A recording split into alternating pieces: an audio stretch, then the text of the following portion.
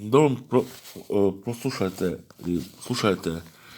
Evo ovako, znači svi Hrvati Hrvatice imaju 240 štela novaca i ja ću možda još više slati, da imate još malo više, ali moram vas prvo pomisliti, sad imate dosta kupiti jednu ulicu. Znači kupite... Ok, uzmite ulicu od Zagreba do istočne Francuske. Investirate u Croatia Town City i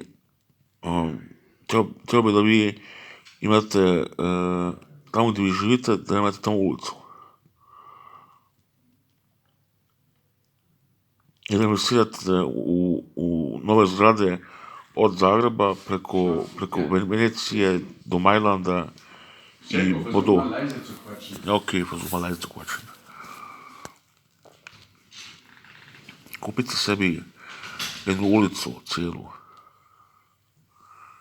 Možete kupiti u Zagrebu, ili ako živite u Francusku, u Španiju, kupite se jednu ulicu, s tom ulicom imate, ne znam, evo da investirate u Kroaciji, da napišete onda vi koji imate više od 210, koji imaju 500 ili 1000, vi pravite Kroaciju, oni ostali kupe sebe u blizini gdje žive, kupe svoje kuće i tako. I možete sebe kupiti najmanje 1000 kuća s tim parama i možete sretni. Probajte to, neke ću vas raditi, neke neću raditi, oni koji rade oni imaju nebo. Pravite na tim kućama koje ste kupili, pravite nove kuća, to traje 7 godina sada. Nek se zove to kako doće, možeš u Splitu, sve ja znam, u Dubrovniku kupiti se neke kuće i praviti velikane.